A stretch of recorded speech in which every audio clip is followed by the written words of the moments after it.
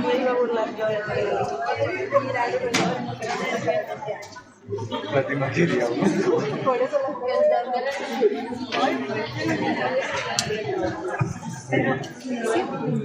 pero uno tiene que ser como delgado y rosito.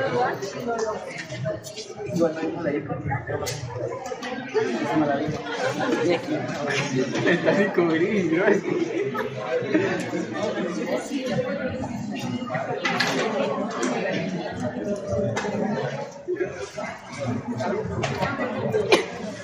Bueno, vamos a... ¿Se escucha bien atrás? Nos vamos a dar inicio este día a la asignatura 7 de agosto. Es bueno tenerlos de nuevo, porque no es la mejor exposición. Les hice llegar el programa con los representantes, las fechas que están ahí de exámenes. Todavía no somos oficiales porque tenemos que reunirnos con el ciclo cívico. Pero vamos a tratar de que se mantenga. La metodología sigue siendo la misma. Clases magistrales los días miércoles de 1 a 3 de la tarde en el auditorio. Probablemente en algunas ocasiones tenga que ser virtual, pero se realizará con tiempo. Son prácticamente 20 temas, 21 temas, porque incluye la asignatura y las actividades prácticas, igual son 3, un seminario taller y 2 defensas de casos clínicos. Igual van a tomar sus historias en el hospital psiquiátrico y hasta la calendarización, ya que nos van a, en algunos casos, la práctica médica posiblemente va a ser un poco difícil, pero aprovecho el espacio del hospital psiquiátrico para hacer un buen examen físico y lógicamente un buen examen mental.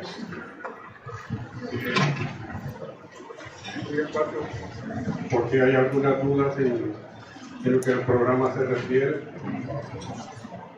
Temprano me reunía con los representantes, con un representante, me hacía ver algunas peticiones, pues le decía que no puedo tomar decisión en este momento y tenemos que reunirnos como departamento.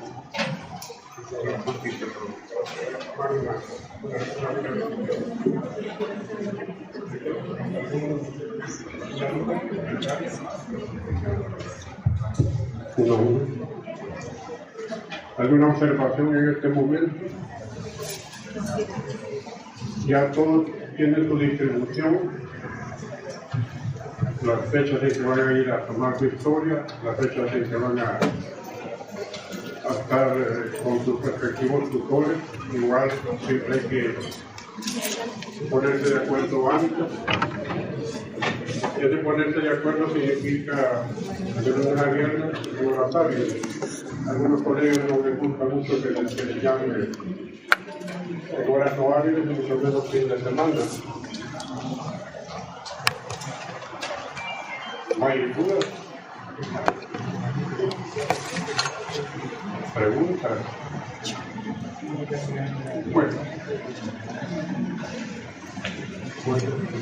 Bueno, si no hay dudas, preguntas, en el programa tenemos que la asignatura tiene tres unidades. La primera es esta, sobre metodología y evaluación especial. La segunda, modelo interpretativo, y la tercera, los cuadros clínicos. Este día, pues, ahí dice clase 1, pero prácticamente te van a dar las dos de una vez. Bien, para comenzar,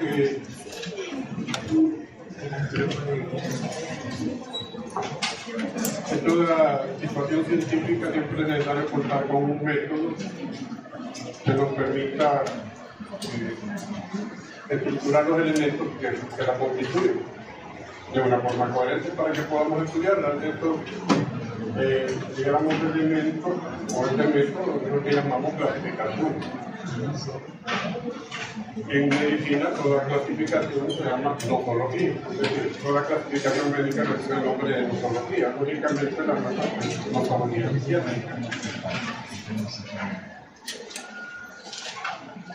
Y el término proviene del griego, noson, que significa enfermedad, y luego tratado o estudio. Entonces, nosología significa el estudio o el tratado sobre las enfermedades, en el caso de pues, lógicamente las enfermedades psiquiátricas. Tenemos ahí un concepto que es la rama de la medicina que se encarga de describir, diferenciar y clasificar las enfermedades de forma sistemática. Nuestra herramienta con la que nosotros contamos es la CIE, Clasificación Internacional de Enfermedades, y el DSM, Manual Diagnóstico y Estadístico de los Trastornos Mentales y del Comportamiento. Entonces, cuando me refiero a CIE, Clasificación Internacional, DSM, Manual Diagnóstico y Estadístico, ya lo vamos a ver con más profundidad más adelante.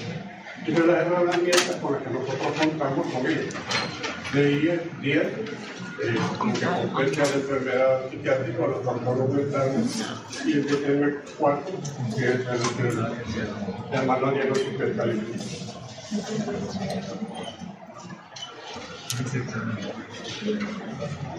Ya decía, toda clasificación médica se llama nosología, y los términos que se encuentran incluidos ahí están en la literatura. Es decir, en la serie 10, el F00 es trastornos mentales del comportamiento, ahí se habla de demencia, pero demencia correspondería a la nomenclatura. Cualquier demencia, Alzheimer, puede ser infarto múltiple. ¿Cuáles son los objetivos entonces en una clasificación médica? En primer lugar, una clasificación médica teniendo los criterios operativos, eso significa signos y síntomas, que nos van a facilitar el diagnóstico. Conociendo los criterios operativos de las clasificaciones que les mencionaba anteriormente, podemos llegar a un diagnóstico más fácilmente.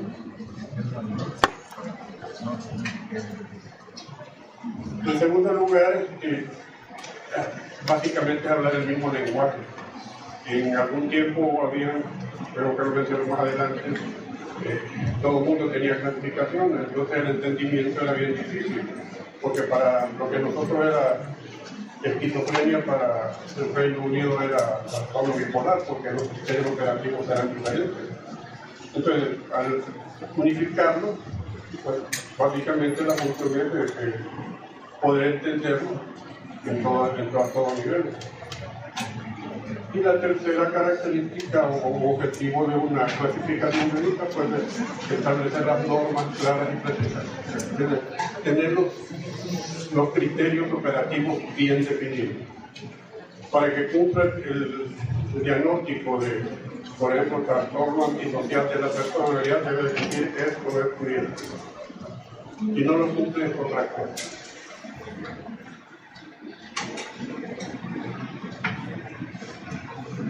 Yo he mencionado muchas veces que en psiquiatría no hay síntomas, solo síntomas. Y eso lo tenemos que tener claro, no hay síntomas. No hay ictericia, no hay fiebre, no, síntomas. Los síntomas estamos claros que son subjetivos y que va a depender de la experiencia del observador para poder concluir. Entonces, ante esta situación, dijéramos que se dificulta más el llegar a un diagnóstico para un estudiante joven que no ha entrado en el área de la psiquiatría. En contraposición con el modelo médico clásico, como ustedes ven en medicina, cirugía, dermatología, ginecopedia, donde hay signos, tenemos que desde la visión médica tradicional, cualquier enfermedad tiene una causa. Cualquier enfermedad tiene una causa. Y lógicamente está bien definido.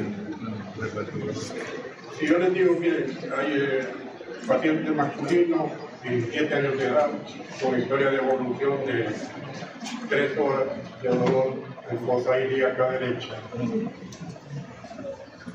náuseas, vómitos, febrículos. El dolor no es un dolor intenso, pero sí molesto. El paciente toma posiciones antárticas para disminuir el dolor. Una apendicitis aguda. ¿Por qué? Porque tenemos los criterios, ¿no? Tenemos esto, y lo podemos comprobar. Hay una lesión definida. Pues lógicamente esta lesión va a generar una discontinuidad en la normalidad. De estar sano, entre comillas, a estar enfermo. Y que una vez esta enfermedad, los factores sociales, psicológicos, culturales no tienen nada que ver. Nada que ver. El problema es que la psiquiatría se sale de ese contexto. No cumple el modelo médico tradicional, por favor, no lo cumple. Entonces acá es donde valoramos tanto la parte biológica, la parte psicológica y la parte social. Nos vamos a dar cuenta cómo ante la misma situación, dijéramos interesante para diferentes personas, reaccionamos de manera diferente. No tiene nada que ver lo biológico, tiene que ver lo social, tiene que ver lo psicológico. Entonces, básicamente para nosotros, el contexto de la enfermedad mental es multicausal, o no tenemos una teología orgánica definida. Entonces el ser humano lo vemos nosotros desde el punto de vista biológico, psicológico y últimamente social, y últimamente se está agregando el plano trascendental. Algunos compañeros me colaboraron en esto, valorando pues la parte trascendental. Algunos salieron jodidos, otros menos jodidos, pero era un ejercicio clínico que hacía.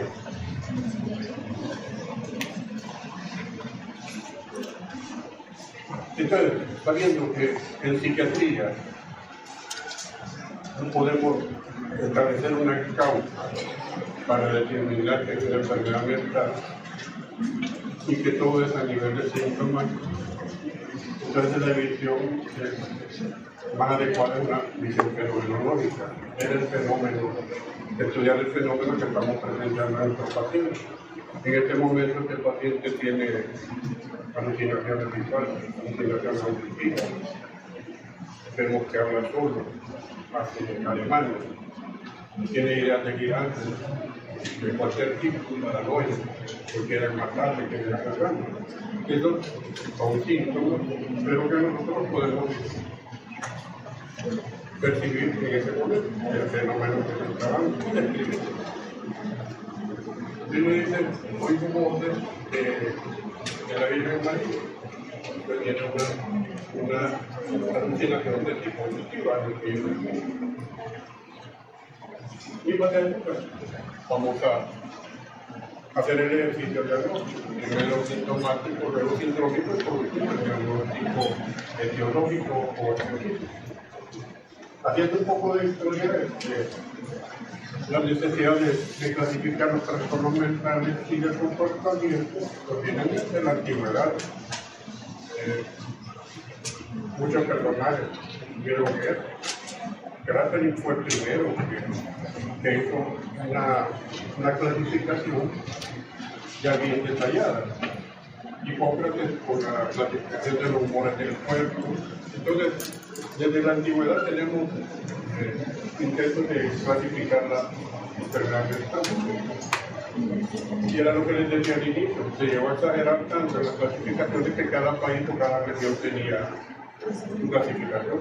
Entonces el acceso era imposible. Y los estudios señalan que el ejemplo que daba, por ejemplo, en Gran Bretaña se llama diagnóstico de trastorno bipolar y en Norteamérica más diagnóstico de esquizofrenia.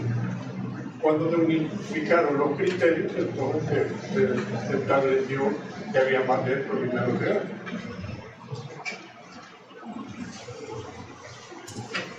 Pero esto era imposible, como se evidenciaba. Entonces es a partir de esto que la Organización Mundial de la Salud, OMS, elabora pues un primer listado de trastornos mentales. Y en aquel tiempo pues no había un glosario, trastorno bipolar, pero no daba criterios operativos, porque era un trastorno bipolar, porque era una fase manía, porque era un episodio depresivo.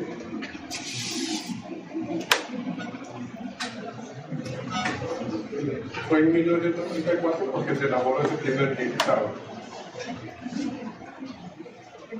Yo no soy tan viejo, pero tengo ese listado, ¿no? Es solo nombres, y ya términos bastante obsoletos en algunos casos, por ejemplo, histeroepilepsia. Es decir, una persona que tenía un diagnóstico de histeria y que a través de los mecanismos de defensa convulsionaba entre comillas.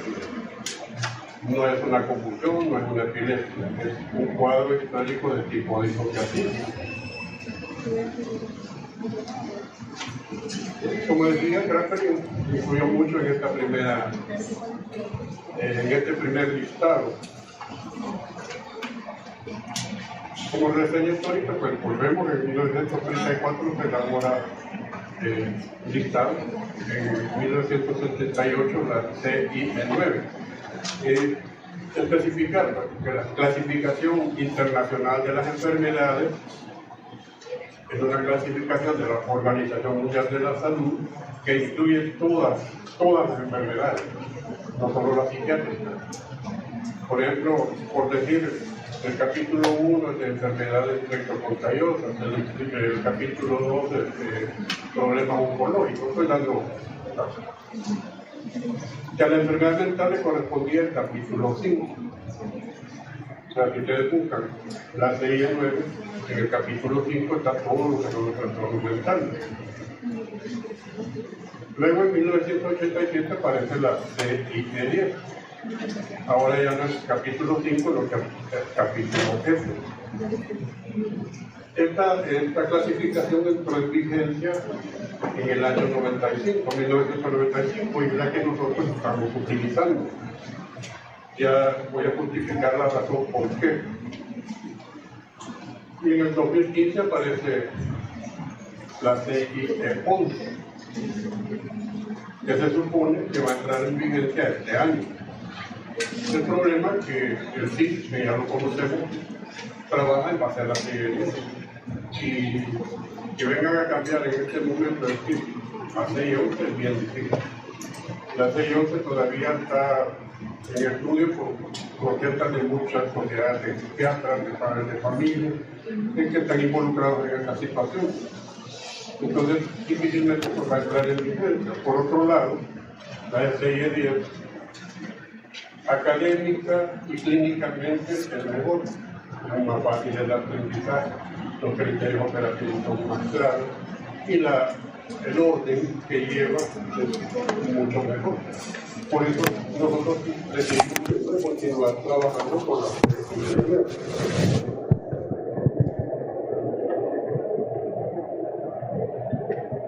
De forma paralela, pues los Estados Unidos desarrollan su propia clasificación, que es el DSM, Manual Diagnóstico y Estadístico de los Trastornos Mentales y del Comportamiento. Y este manual sí es específico de psiquiatría, este solo es de psiquiatría. La CIE 10 incluye las demás enfermedades. Entonces el DSM es solo psiquiatría. La DSM 1 en 1952, en el 68 el DSM 2, en el 80 el DSM 3, el DSM 3 revisado, en el 94 el DSM 4,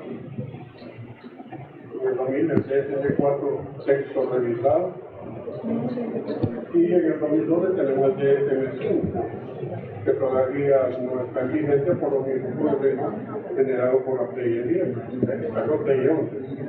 Ninguna de las dos últimas ediciones, por decirlo así, están en vigencia, están ya los libros, pero no se ha decidido la vigencia pues, muchos problemas de tipo clínico. Bien, ambas clasificaciones, CIE-10 y DSM-4, que son las que con las que nosotros trabajamos, se utiliza el sistema de evaluación multiaxial. ¿Qué significa evaluación multiaxial o sistema multiaxial? Que el diagnóstico no es único. La evaluación multiaxial, por ejemplo, la CIE-10 incluye 3 ejes y el DSM-4 incluye 5 ejes, que son los que vamos a ir tratando de explicar. Empezamos con la CIE-10. La CIE-10 de su evaluación multiaxial tiene 3 ejes. El eje 1, diagnóstico clínico; el eje 2, el eje de los deterioros; y el eje 3, los factores ambientales y sociales.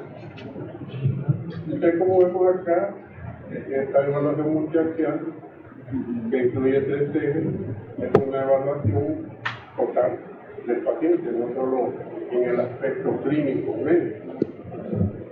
En el eje 1, el diagnóstico clínico se subdivide en diagnóstico médico, es decir, cualquier enfermedad que el paciente tenga, que diabético, hipertenso, alcohólico, si tiene un hierro en el ojo, el pie izquierdo, hay que ponerlo, es un diagnóstico médico.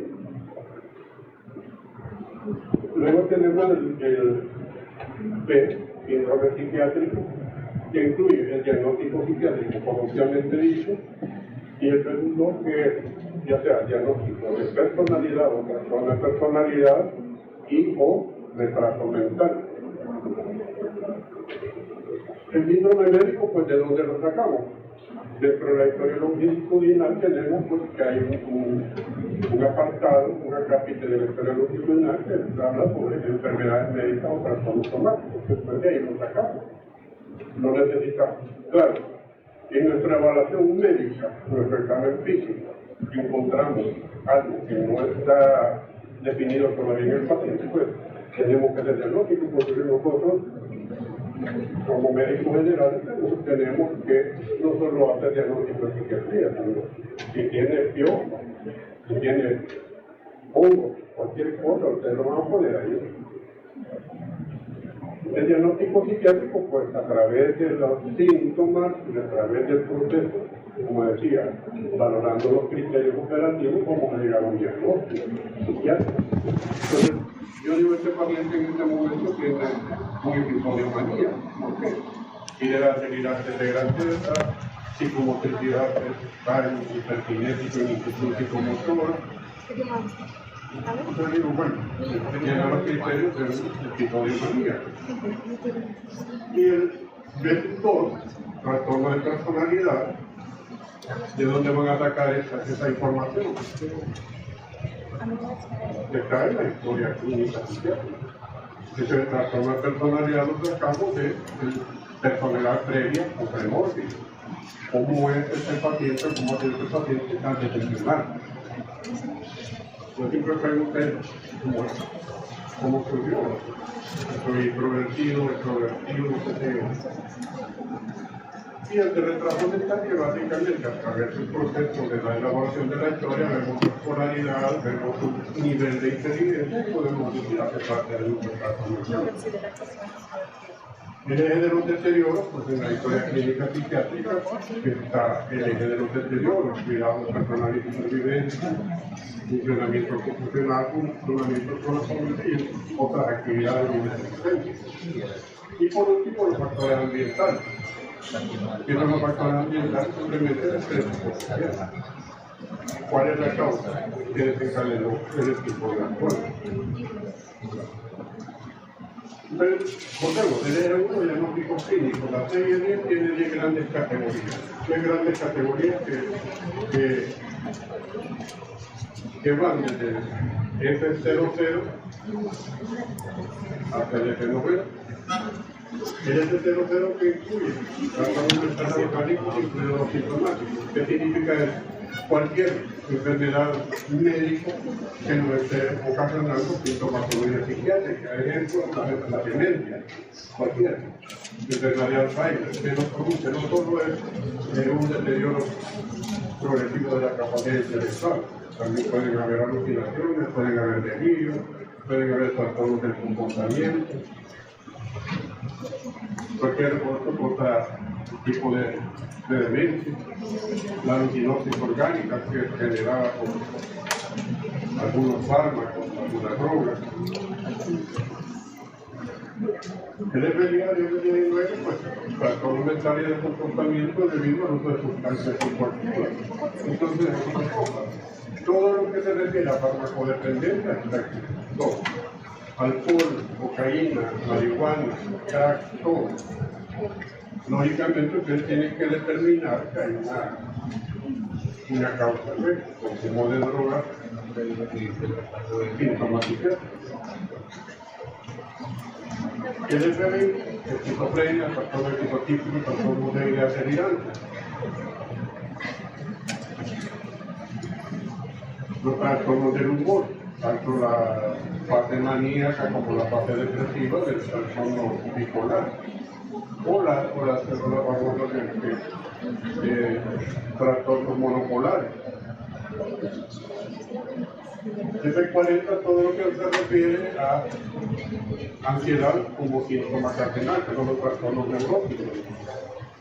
La ansiedad es un síntoma muy frecuente en muchas de las enfermedades psiquiátricas ya mencionadas o que se mencionaron después, pero como enfermedad, el trastorno de ansiedad generalizada, el trastorno fóbico, donde el síntoma cardinal sigue siendo la ansiedad. Luego tenemos los trastornos mentales del comportamiento asociados a disfunciones fisiológicas y a funciones físicas. Entre ellos tenemos los trastornos de la alimentación, por ejemplo la bulimia, la anorexia, la pica. Tenemos también los trastornos del sueño, el insomnio, hipersomnia, parasomnia.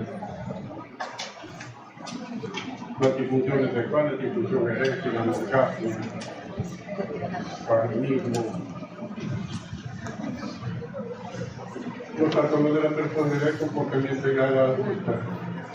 Aquí es donde decía al inicio, de donde vamos a sacar el diagnóstico de trastorno o personalidad, simplemente el personaje de la persona. Este es el cambio específico del trastorno histriónico de la personalidad. Dramático, teatral, para que uno lo vea de lejos. En el F70 tenemos el retraso mental, todas las categorías de retraso mental. Y el 80 son los trastornos del desarrollo psicológico. Si tenemos, por ejemplo, los trastornos específicos del desarrollo, como son trastornos en la lectura, en la escritura. Tenemos los trastornos generalizados, donde está el autismo infantil, síndrome de Rett, el síndrome de Asperger. Y por último, dentro de la serie tenemos los trastornos básicamente que viven en la niñez, en la adolescencia. Tenemos una gran cantidad, ¿no? Trastorno antisocial o disocial de la conducta, el negativismo desafiante, tenemos trastorno por ansiedad de separación, la fobia escolar, un gran trastorno sportivo. Tenemos una gran cantidad de trastornos en esta categoría. El mensaje es que cuando ustedes, por ejemplo, en su seminario taller, van a tomar una historia clínica completa, básicamente se va a trabajar en el diagnóstico, en la evaluación psiquiátrica.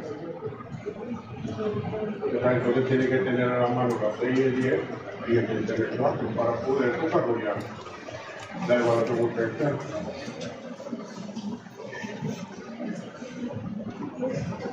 Veamos, si estoy diciendo de que, por ejemplo, en esto, en el deterioro, que vamos a evaluar las áreas de funcionamiento en el último año, cómo funcionaba a nivel personal, el cuidado personal y supervivencia, que nos referimos con esto. la higiene, la alimentación, todo eso se refiere a cuidado personal. En vivencia, que es lo que hace para el mantenimiento de su vida, por ejemplo, hacer ejercicio, para mantener condición física, no desarrollar actividades de deportes extremos, por ejemplo, que de repente le agarra andar en brazos ahí para arriba y para abajo. Cómo funciona a nivel laboral o académico, en el caso de ustedes, funcionamiento con la familia y en otras actividades de desempeño. Ahora, tengo una línea a la par, que significa eso, que iban a poner un valor, que es la famosa escala de evaluación de los deterioros. Van a poner, por ejemplo, el cuidado personal y supervivencia, un código cero, pues, cuando no hay ninguna disfunción en una o todas las áreas. Porque cada área se va a evaluar de manera independiente, no van a poner cero en todas y uno en todas, no, de manera independiente. Disfunción mínima, disfunción obvia, disfunción severa, disfunción muy severa. La máxima hay un código 9 que no es aplicable. Entonces, en base a lo que ustedes encuentran en el nivel de adaptación en el último año, por ejemplo, el cuidado personal y supervivencia, mantienen esos hábitos higiénicos, se baña, se cambia, su ropa anda limpia, tapado, natural. Entonces estamos valorando su cuidado personal. Está bien. Pero, que no todo peludo, que está una anda en la barra, que lo total, discusión máxima. Entonces la información la tienen ustedes de su historia, y va para cada uno de los criterios del cuidado, digo, del nivel de adaptación en el último año, valorando entonces todas las áreas. El eje 3 son los factores ambientales y circunstanciales. Aquí lo que vamos a definir cuál es la causa que desencadena el episodio actual. Si la hay, bueno, si no la hay, no hay, pues no podemos inventarla. Ahora, como estamos viendo, la evaluación o el sistema multiaxial evalúa a las personas en todas las áreas, tanto biológica, psicológica como social. Entonces tenemos que ver la importancia que tiene cada uno de ellos. Por ejemplo, hay dos personas con depresión, tienen 2 semanas de tristeza, llanto, anedonia, todos los síntomas que tenemos. Pero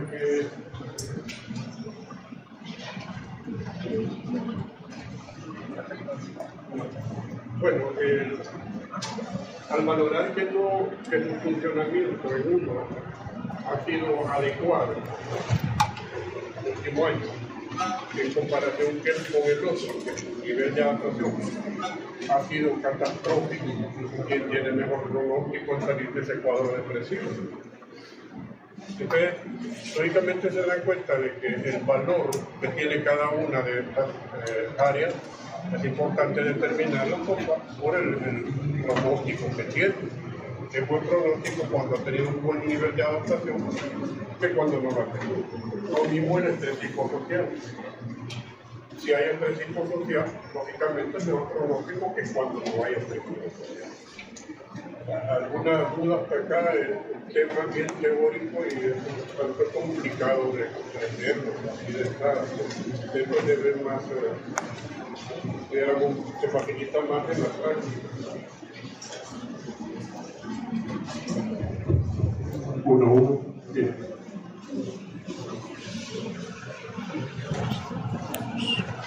En la serie de el estrés psicosocial se divide en factores ambientales y problemas del estilo y conducción de la propia vida. Ahí está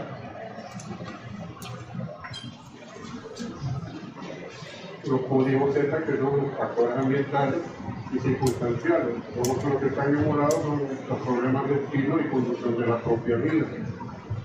No significa que van a poner todo, sino que significa cuál fue la causa que desencadenó.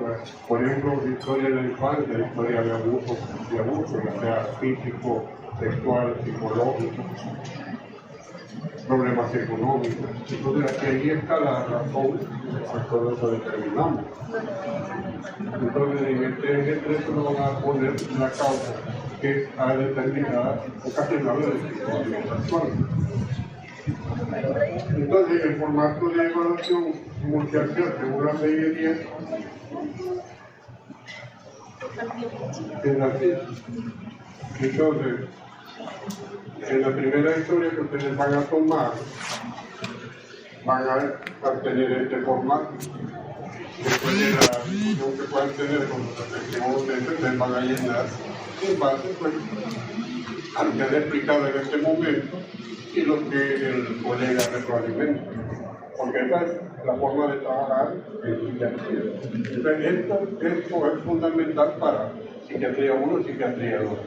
Es fundamental manejar esto. Luego tenemos el DSM-4R, que como explicaba, son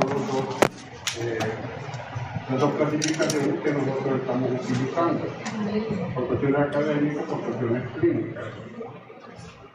En la evaluación multiaxial del DSM-4 son 5 diagnósticos, 5 ejes. El eje 1, trastornos clínicos, eso es específicamente diagnóstico psiquiátrico. El eje 1 es diagnóstico psiquiátrico. Hay otro apartado ahí que dice otros problemas que pueden ser objeto de atención clínica, que no es un diagnóstico psiquiátrico, pero que sí necesita atención clínica, por ejemplo. Problemas entre hermanos, rivalidad entre hermanos, pasan dándose riata los unos a cada lado.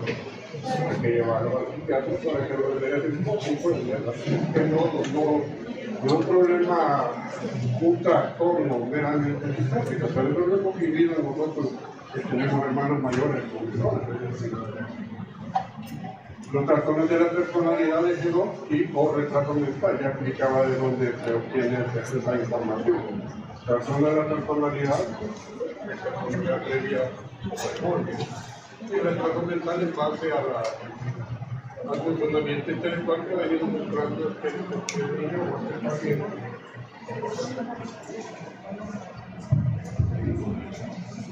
En su vida. El eje 3, enfermedades médicas, igual. Lo sacamos pues de la historia longitudinal, trastornos somáticos, hipertiroidismo, hipotiroidismo, diabetes. El eje 4 son los problemas psicosociales y ambientales, entre psicosociales.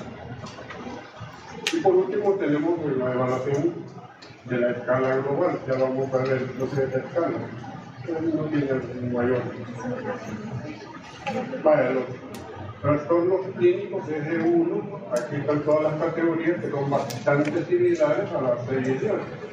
Lo único que cambia probablemente es el orden, pero las categorías siguen siendo las mismas, con algunas diferencias en algunas enfermedades específicas.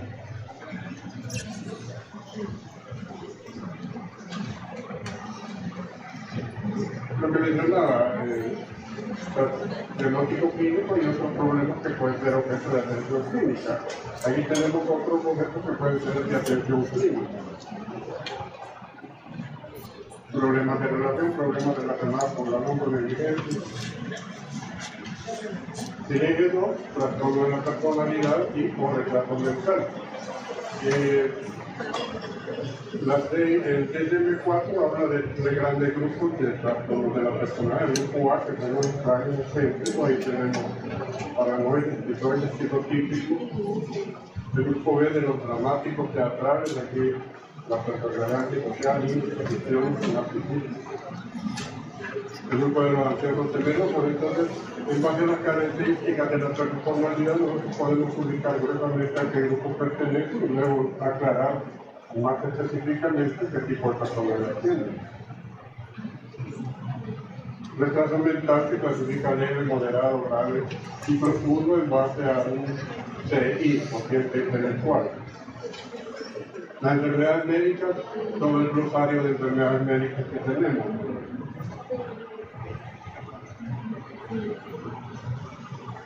El eje 4 el problemas psicosociales y ambientales que habla pues del psicosocial, la causa que desencae en el episodio actual.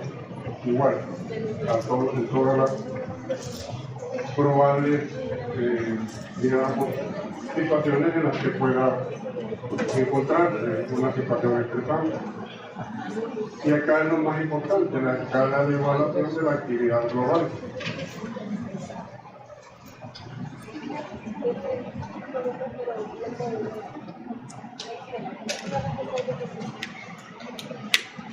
Acá, en base a cómo el paciente ha funcionado, vamos a ir catalogando por años. Por ejemplo, acá de 100 a 91 se mantiene una actividad satisfactoria, es decir, que está funcionando normalmente. La literatura sugiere que puedan ponerse intermedios, por decirlo, tiene 95. Yo no sugiero esto, porque digamos, cuando ustedes hacen un tacto vaginal, hay una señora que está por tener su bebé y tiene 6 centímetros de dilatación. Va a llegar a, yo le encuentro 6.5, ¿no? Ponemos para 16 apenas. Y más que ustedes ven que alguien tiene dedos de tapir, es una vez la dilata, pues. No, entonces los valores intermedios no los acepto, simplemente el rango de 100 a 91, por ejemplo. 90 a 81, allá hay algunos síntomas mínimos, de 80 a 71. Y entonces así, en base a lo que ustedes encuentran, así van a ir haciendo su escala de evaluación global. Entonces, en este rubro se van a poner el valor. El valor. Ya uno sabe a qué se refiere.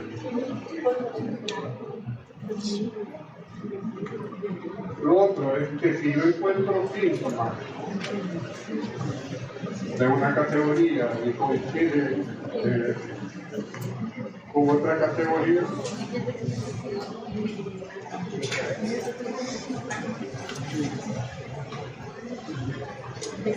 entonces yo voy a poner el valor más bajo, ¿no? Yo no tengo que darle el favor a nadie. O sea, poner lo que está peor. Como digo, si está entre 40 31 y 30 21, mejor pongo 30 21. Le favorece más a él que se ponga el plano jodido. Yo no gano nada, está haciendo el favor. Es él. Y pues hay una categoría residual que no hay información, que hay no hay información. Por ejemplo, este paciente lo llevan los cuerpos de seguridad, a la mujer, de la policía, no hay familia, entonces ¿cómo vamos a valorar? Entonces hay información inadecuada, responde sobre el bajo cero. Bueno, entonces me siento